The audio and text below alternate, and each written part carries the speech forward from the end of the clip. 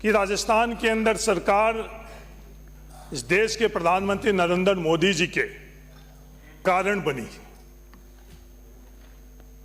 देश के प्रधानमंत्री नरेंद्र मोदी जी ने विधानसभा के चुनाव के अंदर हर भाषण के अंदर दो मुद्दे उठाए। वो दो मुद्दे थे क्या?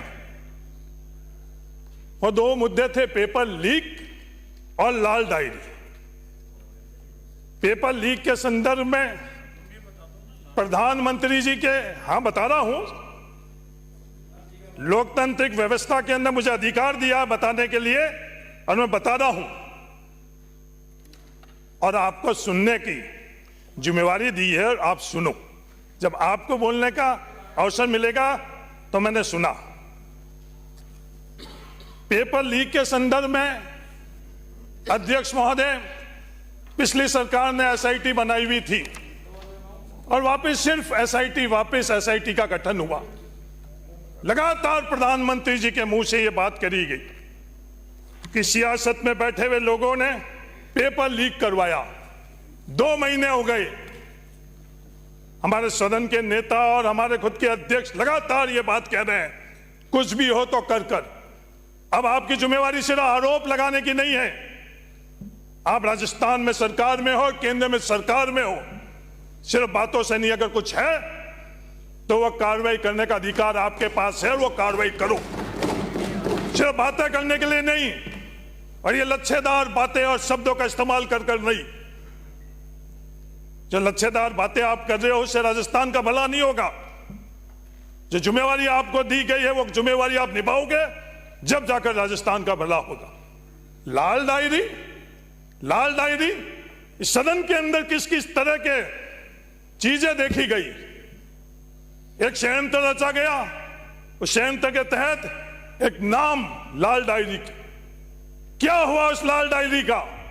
जो लगातार प्रधानमंत्री और आप तमाम लोग जो पैरा 7 के अंदर आप लोग बता रहे हो, जिसके कारण राजस्थान में सरकार बनी है, उस लाल डायरी के संदर्भ के अंदर क्या हुआ? कोई इस तरह की लाल डायरी थी नहीं। कोई इस तरह की, गजेंद्र सिंह जी अगर बोलने का मेरे को इजाजत दी है तो मैं बोल रहा हूं, अगर इसे कोई लाल डायरी नहीं थी। अध्यक्ष महोदय, इस देश के अंदर हम सबसे ज्यादा विश्वास किस पर कर सकते हैं? लोकतांत्रिक व्यवस्था से में चुने हुए देश के प्रधानमंत्री के ऊपर हम लोग विश्वास करते हैं। प्रधानमंत्री के मुंह से झूठ बुलवाया गया, असत्य बुलाया गया। राजस्थान के अंदर सिर्फ वोट लेकर और सरकार बनाने के लिए दोनों पक्षों से आग्रह है कि बीच में न बोले। राजस्थान के लोग जवाब मांग रहे हैं। आप बोल लो, आप बोल लो। आपका नंबर नहीं आ रहा। प्रधानमंत्री जी का तो जो सोच था वो 10 साल से राजस्थान नहीं पूरा देश देख रहा है। अध्यक्ष महोदय, कल हमको राजस्थान की सरकार क्या संदेश दे रही है? राजस्थान की सरकार संदेश दे रही है निवेशक ही हमारे एकमात्र वीआईपी है। आज निवेश कौन कर सकता है? इस निवेश की ताकत किसके पास है? अडानी और अंबानी के पास। वोट लेते वक्त तो युवा वीआईपी, वोट लेते वक्त किसान वीआईपी, और सरकार में बैठने के बाद वीआईपी निवेशक। ये राजस्थान के अंदर होने नहीं देंगे। राजस्थान ने एक मजबूत और सशक्त विपक्ष दिया है। राजस्थान के अंदर ये सपने आपके कि राजस्थान को उन निवेशकों के, अडानी और अंबानी पर गिरवी रख दोगे, ये नामुमकिन है। ये सोच और एक कल्पना और ये संदेश धरातल के ऊपर नहीं उतरने देंगे, क्योंकि ये जिम्मेवारी राजस्थान में हम लोगों का विपक्ष के तौर के ऊपर सौंपी। अध्यक्ष महोदय, एक शब्द भी, हाँ एक मिनट, 1 घंटा बोल सकते हो? मेरा व्यवस्था का प्रश्न है। माननीय सदस्य से रिक्वेस्ट, नंबर निवेदन है कि माननीय सदस्य बोल रहे हैं और बीच में बेल से अंदर जाते हैं, दोनों के बीच में कृपया नहीं आएगा। मेरा पीछे से जाइए, इधर आइए, इधर आओ, पीछे से जाओ। Sir sorry. अध्यक्ष महोदय, कोई भी सदस्य बीच में वेल में नहीं आएगा। राज्यपाल के अभिभाषण के अंदर एक शब्द भी सामाजिक न्याय पर नहीं बोला गया। ये इनका अधिकार है, जिसको जहां बैठाना हो। जोगाराम जी, आपका सौभाग्य है 50% की आबादी से ज्यादा कि आबादी का इस फ्रंट बेंच के ऊपर एक लौटे प्रतिनिधित्व जोगाराम जी पटेल के तौर पर ही हम लोगों को मिल रहा है, पर सामाजिक न्याय के बारे में एक शब्द भी इस अभिभाषण के अंदर, कोई आने वाले समय के अंदर रोड मैप, आज मंत्रिमंडल की सामूहिक जिम्मेवारी बनती है। आपके मंत्री राजवर्धन सिंह जी क्या बोलते हैं? एक मंत्री नहीं बोलता, जब मंत्री बोलते हैं तो वो सरकार बोलती। वो क्या बोल रहे हैं कि 2018 के जो आरक्षण के अंदर परिपत्र जो जारी हुआ था वो वापस जारी करेंगे। 2018 के अंदर हम लोगों के साथ न्याय की जगह अन्याय किया आप लोगों ने। 50% की आबादी से ज्यादा को जो हम लोगों का आरक्षण 21% आरक्षण कोई भीख नहीं दी थी, संविधान ने हम लोगों को दिया। उसके सामने 1% भी नहीं, कई भर्तियों में 0% हम लोगों को नौकरी मिली है, और आप वापस बात कर रहे हो। सभापति महोदय, मैं इनसे निवेदन करना चाहता हूं, राजस्थान के अंदर ऐसे हालात नहीं बनाओ। इन हालातों से बहुत बड़े संघर्ष की परिस्थिति आ जाएगी। ये महाभारत किन परिस्थितियों के अंदर हुआ? सिर्फ 5 गांव मांगे गए और 50% से अधिक आबादी के लिए जो उनका हक और अधिकार है वो आरक्षण भी आप पूरे तरह से नहीं दे रहे हो। और सरकार की तरफ से ये बोला जा रहा है कि वो आरक्षण हम लोग वापस वो व्यवस्था हम खत्म कर जिस व्यवस्था के अंदर 0 और 1% वोट लेते वक्त इन 50% की आबादी आप लोगों को याद आती है, और सरकार में बैठने के बाद ये जो आपकी सोच और विचारधारा है, ये राजस्थान के अंदर हमारी सरकार के अंदर रहते हुए भी हम लोगों ने उस समय संघर्ष कर ये नहीं होने दिया। और अब भी मैं आप लोगों को चेतावनी देना चाहता हूं, राजस्थान के अंदर हम लोगों के साथ ये अन्याय नहीं होने देंगे आपके साथ। इस तरह की स्थिति दक्षिण के अंदर इस तरह की स्थिति बनी। पेरियार ने कोई शौक से आंदोलन नहीं किया, उस समय मजबूर कर दिया गया। इसी तरह की सोच ने मजबूर किया पेरियार को कि वो आंदोलन किया।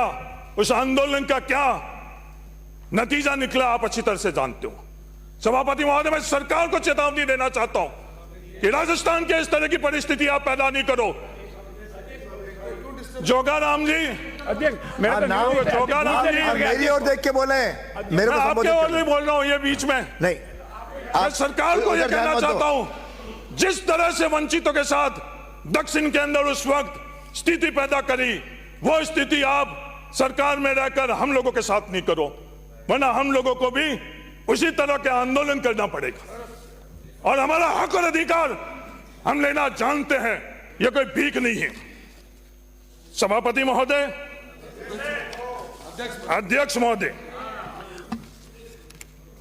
अध्यक्ष महोदय, हाँ अपने सबके अध्यक्ष, पूरे सदन के अध्यक्ष, इकलौते आपके अध्यक्ष नहीं है। गलती तो होती है, गलती होती है इंसान से, इतना अहंकार नहीं रखो, मैं इंसान हूं। अध्यक्ष महोदय, हाँ बोलिए। जेजेएम के बारे में बात करी गई, राज्यपाल के अभिभाषण के ने जेजेएम के अंदर राजस्थान के साथ जो धोखा हुआ उसकी चर्चा नहीं करी। रेगिस्तान इलाके के अंदर 90% केंद्र के पेयजल की योजना के अंदर केंद्र सरकार देती थी और राज्य सरकार सिर्फ 10% देती।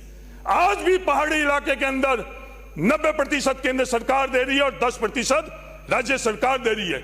हमारा दुर्भाग्य, मंत्री हमारा खुद होते हुए हमारे साथ धोखा दिया गया और सिर्फ 45% का वो फैसला किया गया और 10% पैसा हम लोगों से लिया जाए।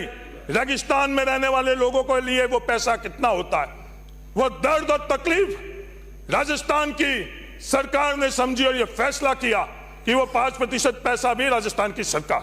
मैं आपके मार्फत से निवेदन करना चाहता हूं मंत्री महोदय को कि जो 5% का फैसला किया, उस दिन से पहले जो पैसा राजस्थान की जनता ने दिया, वो पैसा भी राजस्थान की सरकार के तरफ से देकर उनको राहत पहुंचाई दी जाए। इस जेजेएम के अंदर जो सबसे बड़ी, आप कह रहे हो भ्रष्टाचार हुआ है, आप कह रहे हो गुणवत्ता में कमी हुई है। हाँ, अगर भ्रष्टाचार हुआ, गुणवत्ता में कमी हुई तो कार्रवाई करो, जो भी दोषी है उसके खिलाफ कार्रवाई करो। पर हमारे को हर ढाणी, हर घर के अंदर पानी कैसे पहुंचा सके और उसके अंदर क्या क्या बाधा आ रही है। मेरा निवेदन है कि उसके बारे के अंदर मंत्री महोदय आप उसके बारे में पता करो, पानी का सोर्स, और अगर हम रेगिस्तानी वाले इलाके के अंदर रहने वालों के लिए अगर उस पानी के अंदर कहीं बूस्टिंग की जरूरत हुई, क्योंकि हम लोग समतल इलाके में नहीं रहते हैं, 200-200 300-300 फीट दोहरे हैं। गजेंद्र सिंह जी अच्छी तरह से जानते हैं, इनके फलोदी के अंदर भी वो स्थिति है। तो वहां अगर डिजाइन के अंदर सर्वे में कुछ कमी है तो वापिस सर्वे कराकर वो जो टूटिया है उस टूटिया को भी कम करें और खत्म करें। सोर्स हमारे लिए सबसे बड़ी चुनौती है। ईआरसीपी के लिए आपने बोला तालियां बजाई, ईआरसीपी के अंदर राजस्थान को अगर ज्यादा पानी मिलेगा तो तालियां नहीं, मैं आपको विश्वास दिलाता हूं हम लोग धन्यवाद भी देंगे। अगर राजस्थान के अंदर राजस्थान को पानी के बंटवारे के अंदर हम लोगों के साथ अगर न्याय नहीं होगा और फिर आप लोग कहोगे तालियां बजाओ, कोरोना के तरह तालियां बजाओ, तो राजस्थान तालियां और थालियां नहीं बजाएगा, नहीं बजाएगा।